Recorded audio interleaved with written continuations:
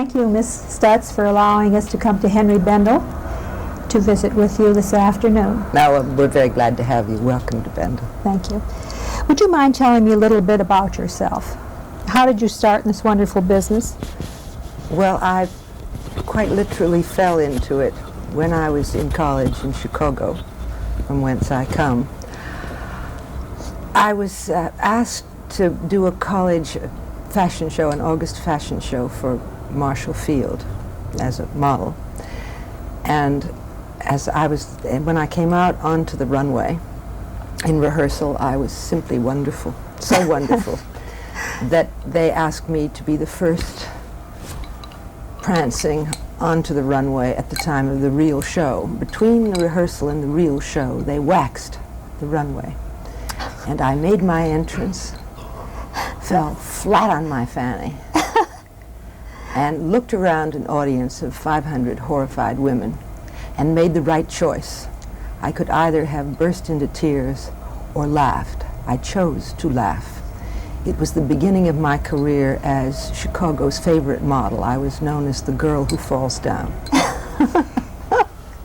That's wonderful. Did you major in merchandising or design or anything in No, I college? majored in English journalism. Quite literally, I began as a major in English drama, and then I discovered I was the best of a bunch of amateur actresses, and I was never going to be the Sarah Bernhardt that I wished to be. Mm-hmm. So I switched to journalism and stuck with that. Mm. But a combination of journalism and modeling, which I did all the time I was in college, quite naturally led to a job in fashion publicity. And from fashion publicity, I went to fashion editing, and that was my total professional life up till the time that I became the president of Henry Bendel, except for a fast year and a half when I was the head of I. Miller and Sons, not because I was a merchant or shoe merchant, but because it was a solid, substantial business that needed a whole new fashion presentation, and I was hired to do that. I remember that very, very well. The image was changed greatly because of your presence there. And that was a business that needed that kind of reassertion or reprogramming. But I didn't need to be a merchant to know how to do that. Bendel was something quite different. Now, what was Bendel like when you came in? Bendel was a beautiful little white elephant.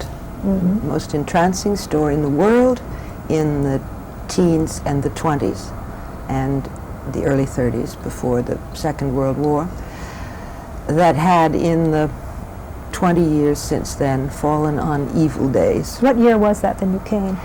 It was the end of 1957. Mm-hmm. So it's 20 years almost. So it is almost 20 years ago, yes. Come December.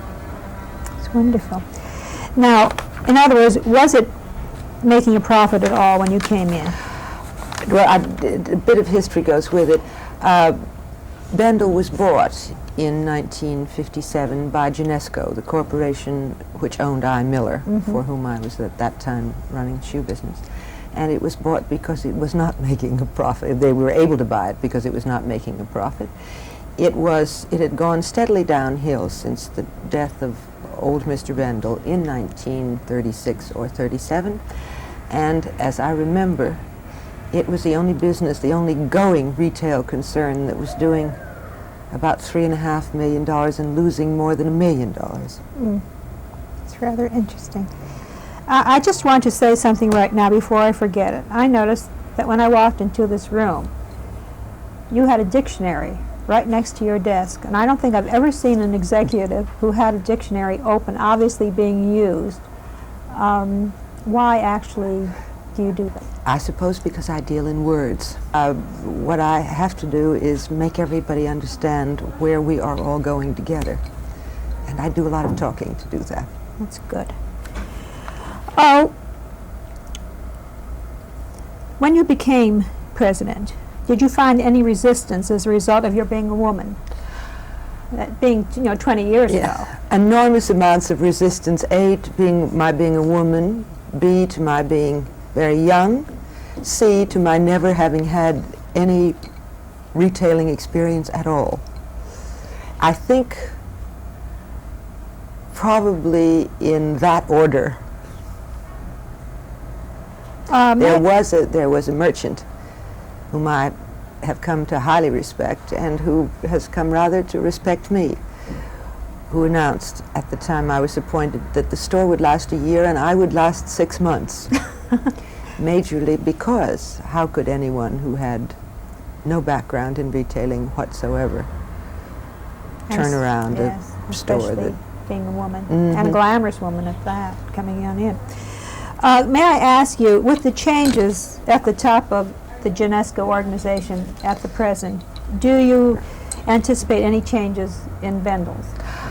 there have been countless changes in the Genesco organizational structure in the 20 years that I have been here, and they have never meant anything at all in the way of a change. Bendel, you see, Bendel is a very small microcosm within the framework of this more than billion-dollar operation.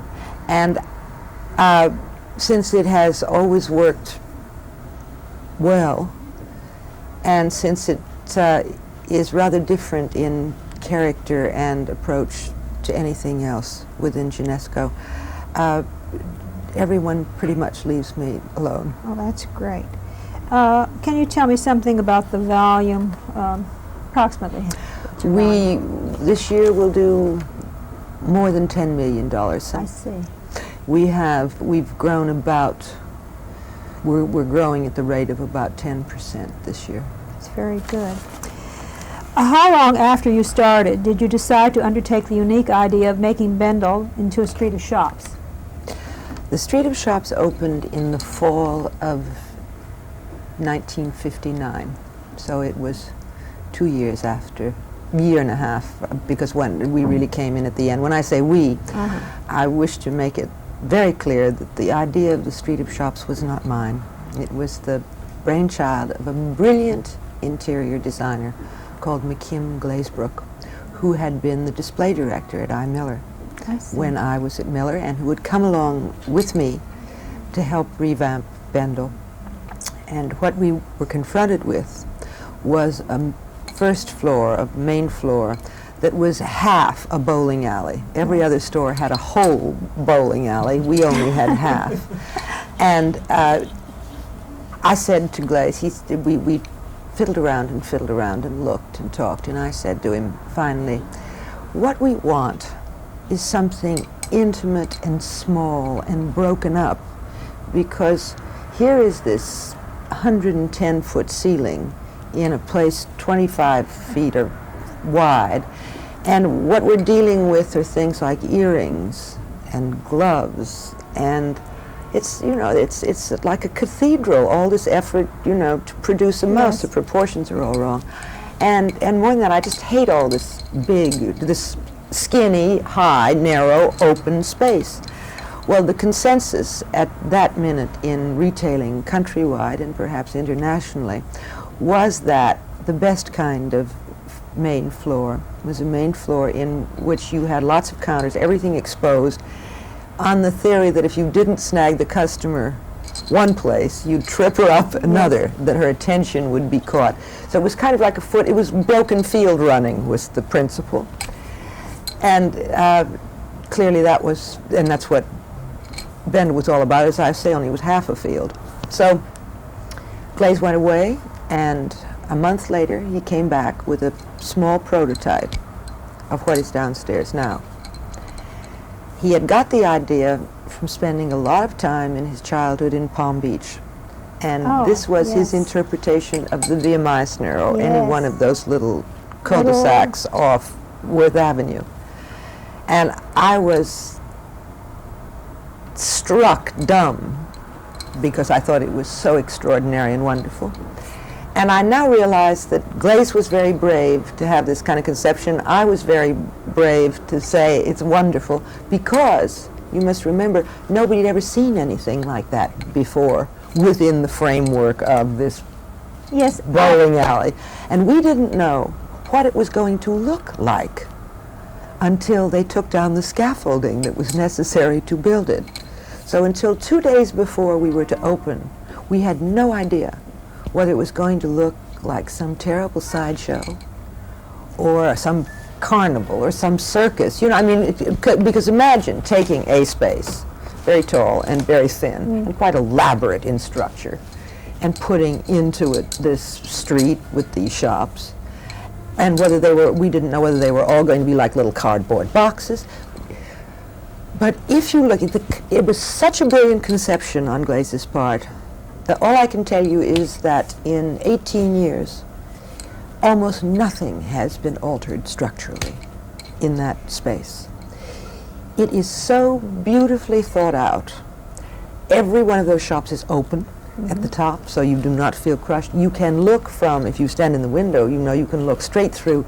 He has made openings all the way through. The architectural detail is absolutely valid and varied. There are 12 kinds of architecture in those shops, each one really marvelous. The idea of a marble floor which gives it validity and it gives you the sound of really being in a street. Every time we do something with it, when I say do something with it, every time we put up Christmas, and so that one is really aware of all the details when you're putting it. Every time we paint something, every time we make a change, I am once more struck dumb with the brilliance, not just in concept, but in execution. Now, there was an immediate reaction from the public? There was an immediate reaction from the public. I thought you were going to ask me was there an immediate reaction from my peers in retailing? No, that's the next question. Yeah, well, there was a marvelous, the reaction came first of all from the merchants of the city. I was enormously proud of what had happened on this floor. It was our talking dog. We had been in business for almost 2 years, and we'd been really doing lots of things about. We had changed the size structure and the merchandise structure of the store, and we'd done lots, but we'd done it quietly and purposefully and without making a big noise. I have the old theatrical thesis, which is don't talk in front, do it. So we had made great changes in Bendel, but we had really made no noise about them. And this was to be, in theatrical terms, our talking dog. You know that in the carnival you have a talking dog outside the tent to get people inside. So this main floor was our talking dog. And I felt it had come off so marvelously well that for the first time we invited every store president and every major bigwig involved with retailing and merchandising in New York. And they all came in to an afternoon drink party. They all came in, looked around, shook my hand, avoided my eyes mostly. A couple of them said, "You got guts, Jerry." And then they proceeded to go out and stand in little queues in front of the store and down to the corner, laughing and saying, "Ho, ho, ho." Among merchants, the first floor was known for a couple of years as the Street of Flops, or Jerry Stutz's Folly. The reaction from customers was quite different.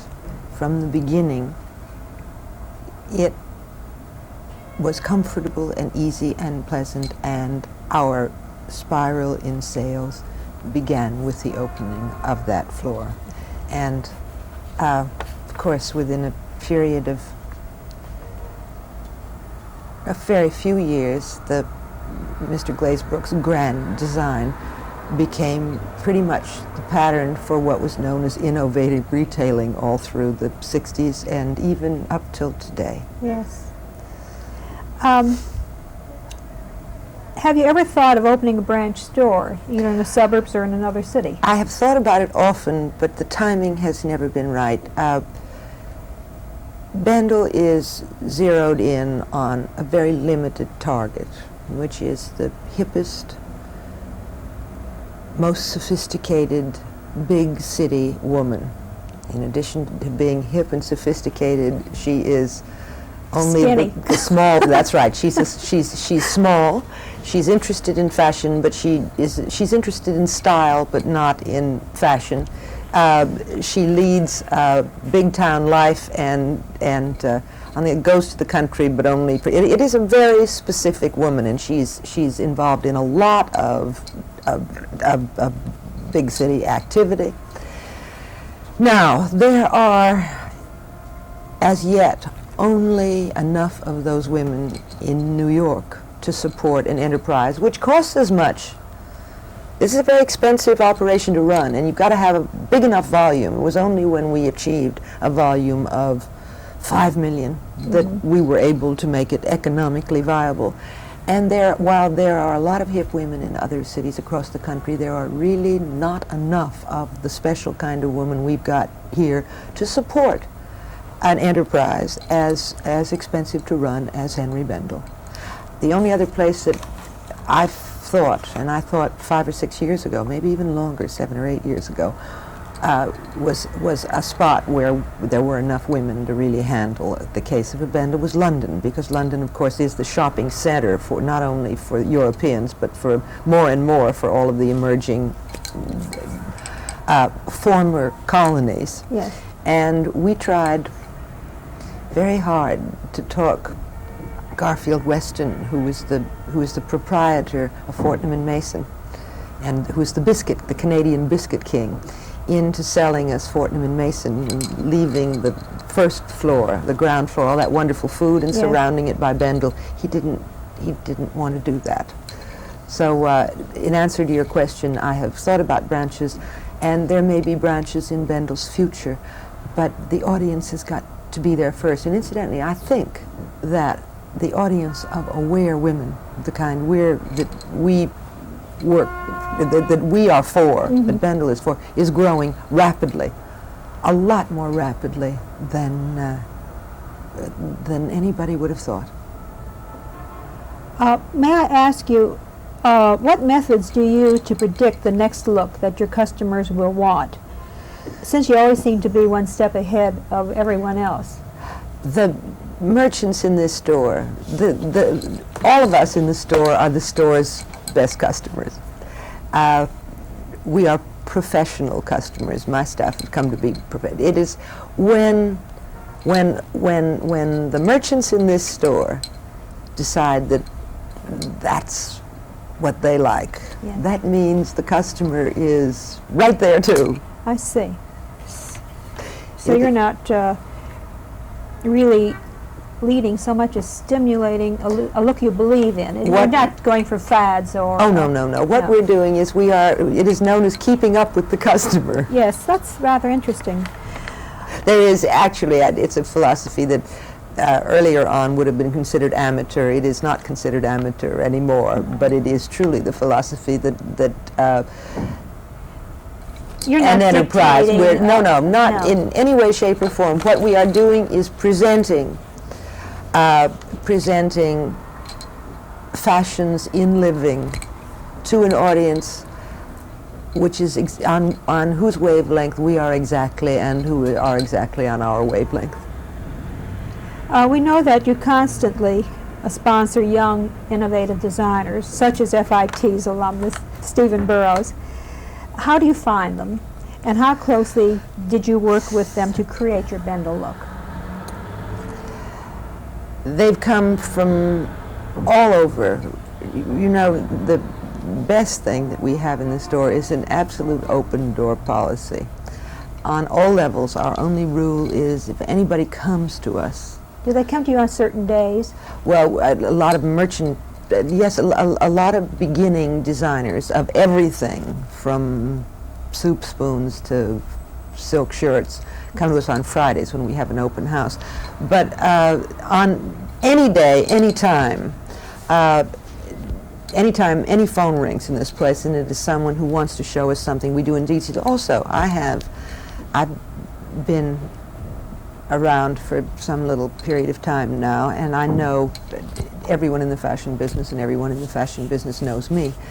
My phone rings all the time with someone who says, gee, a fashion editor friend or somebody anybody who says there's somebody whose stuff I've seen who's just right for you. As a matter of fact, I will tell you, Stephen is the perfect example. Joel Schumacher, who is now, as you know, a California Yes. screenwriter, was our display director two periods of times in his life, and he said to me one day, boy, there's a kid named Stephen Burrows who has just got it, and you ought to see his stuff. And I said, tomorrow, and he said, that's what I told him, and I told him to just collect the clothes that he's done for his chums. And he said, boy, I've seen his stuff out in Fire Island, and it just looks so good, and he's involved in some kind of funny thing down in Park Avenue South, and I think it's going to give out on him. Uh-huh. And so Steve came up the next day with 6 of his chums, all dressed in those extraordinary clothes, and I said, what's your situation? And he said, it's going to, there just isn't any money. And so I said, how'd you like, we'll give you a sewing machine and a charge account at several fabric places, and why don't you start in the corner and see what happens. So you literally set them up in business is what you're doing. Some of them, in that case we did. Yes, in that case. I'm going to ask you now, do you want to describe in more detail what your general merchandise meetings are all about? I understand that they're great and that everyone comes. One afternoon a week, normally Wednesday, although it is a movable feast. We have merchandise. We have a merchandise meeting in which everything fresh and new and special that has come into the store comes up, and we all try it on, or if there's a load of it, and we haven't, if there's a load of it, we have a model who tries it on for us. We inspect the goodies that have come in the store through the week, and that's where everyone gets a fix on what everyone else is doing. Mm-hmm. It's where we choose the merchandise for advertising and the merchandise that our publicity office offers to magazines and newspapers. It is a general roundup of what's current and what's new in store. And at the same time, we talk about everything that everybody needs to know in the store. And we talk about trends, we talk about collections, and we talk about the way it looks to some of us out there, and the way it looks to somebody else in the street. And it's a general reviewing of where we are this minute. And incidentally, this minute is quite different from next week and the week after that, because the name of the game is to move continually, always in character. I noticed that you had Castle Jacques windows as we came up. How important is the European market to you? To this store, the European market is enormously important. Simply because in our search for special merchandise, in the early 60s, we turned from 7th Avenue, which was growing bigger and bigger, and as it grew bigger and bigger, it was less able and willing to produce special things in small quantities for stores like Bendel, or just, let's say, for Bendel. We gave up, so we looked around for some place where indeed we could find and develop things that were our own, that we could have in small quantities to ourselves. And European ready-to-wear seemed and turned out to be the answer. We gave up. Most stores in this country were going to Europe only for the couture and doing a little sort of semi-couture. None of the couturiers were involved in ready-to-wear either. They were all making their couture collections twice a year. We gave up the couture because Alexander's and Orbach's were having such success promoting couture knockoffs for very little money, and it was no longer seemed to be an avant-garde or possible thing for us to do. So we turned to ready-to-wear, and Jean Rosenberg, who is Bendel's fashion conscience and who is our vice president and merchandise director, for want of a proper word to encompass fashion conscience, is the best word I can think of. She's been here a long time, hasn't she? Jean came 2 months before I came to Bendel, but Jean almost single-handed has developed and is so credited by every good European ready-to-wear designer or even commercial firm. She used to send American sizes, measurements, dummy form statistics. She was really sort of the mother of the invention of ready-to-wear in Europe, and that's how so many European designers came to begin here, and European firms came to begin at Bendel, and it also was the reason that so much of our business came to be European business. I would think at its peak, before everyone else in the world got into the European Ready-to-Wear Act, the store was 75% European. It was. I would think it is now 60%. Who in the store goes to Europe on a regular basis? Jean. Mm-hmm. All the ready-to-wear, all the ready-to-wear buyers, the cachet buyer, Janine Weller, the savvy buyer, the fur buyer, once a year, and I go. I see. Do you try to develop new designing talent in Europe as well as here? We try to develop new designing talent wherever it is. That's great. And we are constantly looking for. We're constantly looking for it under every. I was about to say under every Bush, bush, rock, in any language, under any guise, of any color, creed, or political persuasion. Good. That pretty much covers everyone. And listen, it gets tougher and tougher because the rest of the world is more and more, the rest of the merchandising world, which used to, said she immodestly, but which used to mostly be ready to sit and wait until we had tried them on for size, yes, and then annex them, now is braver than that and is willing to take the same kind of chance we're willing to take. So it makes it tougher and tougher. Why do you think that there are no other women who are presidents of stores in New York, especially since during the year of 1976 there were so many major store changes in executives? I think because the major merchandising corporations have not yet come to the simple home truth that Maxie Jarman, who was the chairman of Genesco, came to in the 50s, not just about me, but about a number of other women. The home truth being that the absolutely appropriate leadership for a woman's fashion business is a woman with the qualifications and talent to do it. They're just not, they have, it is a matter of, must be a matter of continuing myopia. It's it's just. Do you think there's any hope? I think that if fashion stores do badly enough for long enough, that they will come to the desperation conclusion that they should try some women. Mm-hmm. I hope you don't mind my getting personal for a moment. Not at all. Would you describe an average day in your life from morning to midnight so that people, especially the young people who are watching this, may realize that there's a whole life one leads besides just the merchandising area? In a way, I think about, if I think about what I do at all, I think about it as, I think of myself as a theatrical producer. And Henry Bendel is my show, is my production.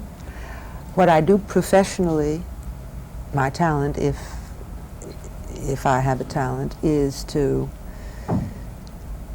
find and backstop and encourage and provide the ambience and atmosphere for really good talent to do better than it knows how to do. Now that is what that's my job. That's what my professional life is about. but it is much more than a job, because it is the production of this, my own piece of theater. It's your own world. In my own world, right. Now, my life outside of the store is indeed, it isn't separate from that world. It is an extension of that world. Let's say that the time that I'm not in the store, the rest of my life is an extension of my life in the world of the store, and the store is an extension of the rest of my life. It is seamless. There isn't any. Isn't it something about you that wants to create beauty? Yes, but certainly, it isn't a matter of creation. It's a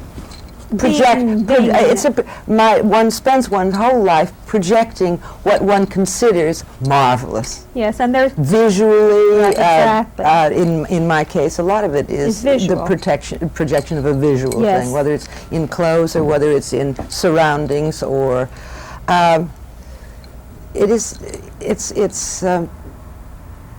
what I do is a projection of what I am, whether I'm here or any place else. I wouldn't dignify it with the name of creative art No. or whatever have you. But there's I happen to have a terrific platform, a very visible platform Yes. for the projection of all the things I like and believe in. Should we discuss things like the theater, or are Sure. you interested in the theater I still? am Movies or whatever. I am very well. You know, a failed actor is always the best audience in the world. Yes.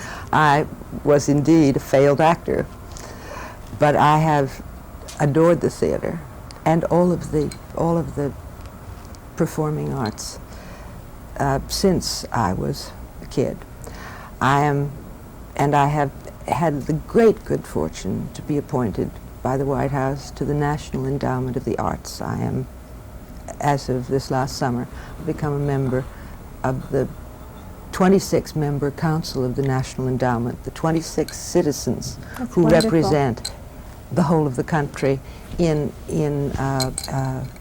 the decisions about where the National Endowment money, the money that the government allocates for the support of the professional arts, goes. It's excellent. And it's extraordinary for me, because it puts me exposes me to the middle of everything that's going on in the arts in this country. And I hope to be able to make some kind of contribution when I have been there a bit longer. I am the fashion person in this constituency. Early on, the National Endowment has been going on for 10 years. Early on, Eleanor Lambert was one of the founding women, or one of the founding persons. I almost said father, one of the founding persons of this whole thing. And then Nancy White was on the endowment for a while. But there has been no fashion person for the last 3 or 4 years. And I think it is really time that, and they clearly feel, it's a sign of the times, that the endowment wished to have a fashion person as one of the members, because fashion is coming closer. What we call fashion is having more and more aspects is verging on art. I do not think fashion is an art or has been an art form. I think it is it has been an extraordinarily developed craft. I think something new is coming into fashion now that is going to make it really apropos to label it art. So much fashion is now becoming the real projection of the character, the creative and creativity of that, rather than simply a technique or simply a craft. The projection of character of people like, let's say, recently, Mary McFadden, Zandra Rhodes, Jean Muir for a very Yes. long time, Sonia Rickiel. Some of these people are technicians as well. Some of them have no background or training in any kind of technique, but are Mary, for instance, is very like a sculptor, a contemporary sculptor who phones in his measurements, and other people take the hammer and chisel. Do you know? Yes. Now, is this a good thing to include for students? I'm not so sure. Well, it's Here rather- they are in the middle of it's- acquiring techniques. It's rather interesting because what suggestions would you make to young people starting in retailing careers today? The first suggestion I'd make, and I'm thinking about the world in general, I'm not thinking about Bendel, is start in the cradle if possible.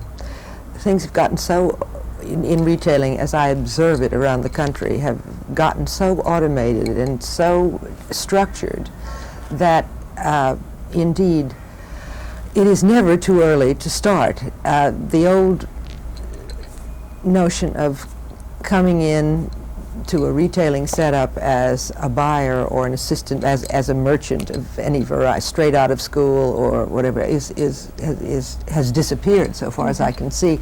And if one likes the idea of retailing, I think the notion is to start as early as possible and start on a training program and move from there. It is a matter of rising in most enterprises that I can see. And if this sounds negative, I'm afraid I do think that rising through the ranks, that is more and more part of retailing in this country, is, unless it is for the shooting stars, is for the people with an extraordinary ability, the rise can be fairly rapid. But it is a really firm, rather cut and dried system. Now that's the bad news for anything other than the motivated, brilliant, top of the class types. Mm-hmm. The good news is I think there is going to be more and more room and for much more intimate retailing than there has been ever before. I think the future is going to be in big structured organizations that are rather supermarket in their projections, and in very much smaller, what used to be called specialty shops, which are now what are now called boutiques or small specialty shops. I think there will be room for earning while you're learning beginners in the boutiques that are burgeoning up all around the country. And most of them, of course, are owned and being run by women who have come out of the cut and dried big merchandising systems and have training but want to do their own number. And I think there's going to be an increasing burgeoning of that kind of boutique to small specialty shop concept. And I do think there will be room there for much more rewarding and much more and swifter emergence of any kind of talent anybody's got in retailing. Does that make sense to you? Yes, that's good. Yes, very good. Are there any things that you think I should have asked you that I didn't? For instance, I didn't ask you about the men's market at all. I noticed that you have, the Peter Barton thing downstairs, which deals with some menswear, accessories. But nowhere else in the store do you feature anything for men. Well, it isn't, no, because the store isn't really big enough, and it's a matter of size. It's a matter of size, and also what we've done is, I think something that is interesting about contemporary merchandising in a store this size, that fashions in living, which we talked about before, one's surroundings, not fashion for women now means not just what goes on from the top of your head to the tip of your toe. Fashion means everything that's involved in a woman's life, at least the woman that we're zeroed in on. And so we have had an enormous growth and development in what I call fashions in living in the past 10 years. We started a long time ago with a little food shop. Yes. That was at least 10 years ago. Then a linen, table topping linen shop. then a stationery. The stationery, I think, may have been first. Now this shop for good smells for the house. Yes. Sentiments. Couple of years ago, Bailey Hubner, who are sort of chic housewares. Yes. And most of those departments, and Peter Barton, as I'm not lumping him with Fashions and Living, but it's something other than women's clothes Yes. fashion, which is what we had specialized in. In order to have something wonderful in the way of housewares or table linen or men's accessories, one has to have a terrific talent to merchandise it. The size of this store makes it impossible, and the size of the departments one is able to have makes it impossible for us to be able to afford somebody as good as Peter Barton Yes. to do a Bendel accessory shop. Very much better to give Peter space within the store and let him do the very best men's accessories in conjunction with another business of his. Bailey Hubner is a branch of Bailey Hubner in Southampton. I forgot to ask you something Yeah. about your new beauty shops. Yes. You call them hair salons, or what Well, do you call them? yeah, they're going, we call it the beauty floor at Bendel. The beauty floor. Yes. Now, the way you're talking about hair is exactly the way you're speaking fashion when you're speaking hair, aren't That's you? right, of course. And so you have brought in Jean-Louis David. who is Well, the Jean-Louis new wave kind of. Jean-Louis is sort of the godfather of what has come to be called in this country the 57th Street French Mafia. It is for the first time in 10 years, the last revolution in hair was Vidal Sassoon's. Jean-Louis is the head man of the new hair Yes. revolution, which is he calls anti-coiffure, and it is treating hair as fabric and not as fabric to be stiffly molded and patted into shape, to be allowed to be itself. There is no styling in what he does. It is cutting the hair for its texture and treating it for its health and letting it go its own sweet, wild way.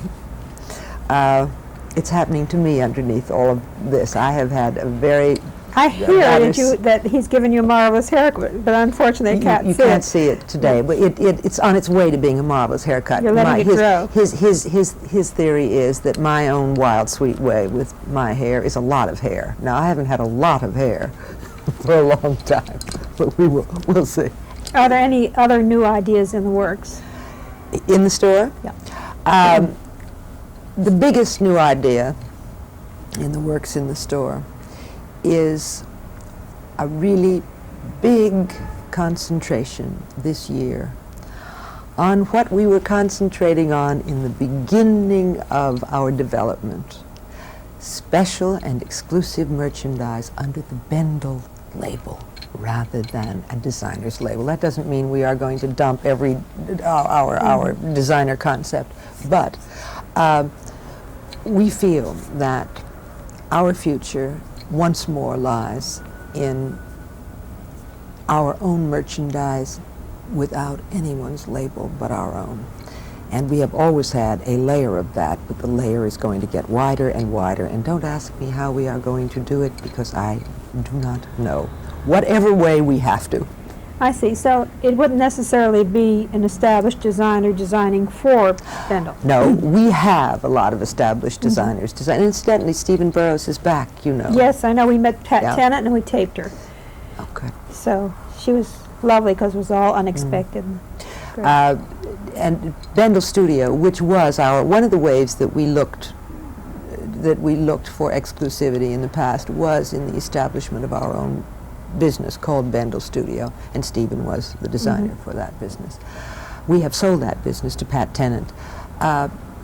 Long term, it is really not possible for a store to be in both the retailing and manufacturing business on the level that we're in it. Mm-hmm. I think there are vertical setups that are possible, probably for mass merchandising, but the care and attention and the volume level that a manufacturing business takes to succeed cannot be viably supported by a single store buying small quantities. And if indeed you begin, as we did with Stephen, to sell, to have a really successful business and to sell other stores, not only all over the country, but eventually, if it's a really good designer's work, its major market is New York. Yes.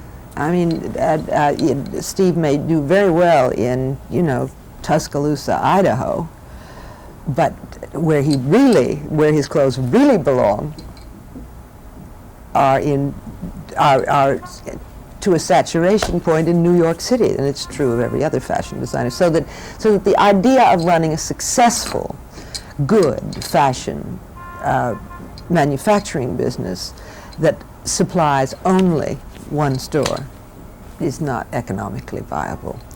What we hope for from the studio, which Pat runs very ably, is perhaps while all retail stores will be considered equally, we hope we might be considered a little more equally.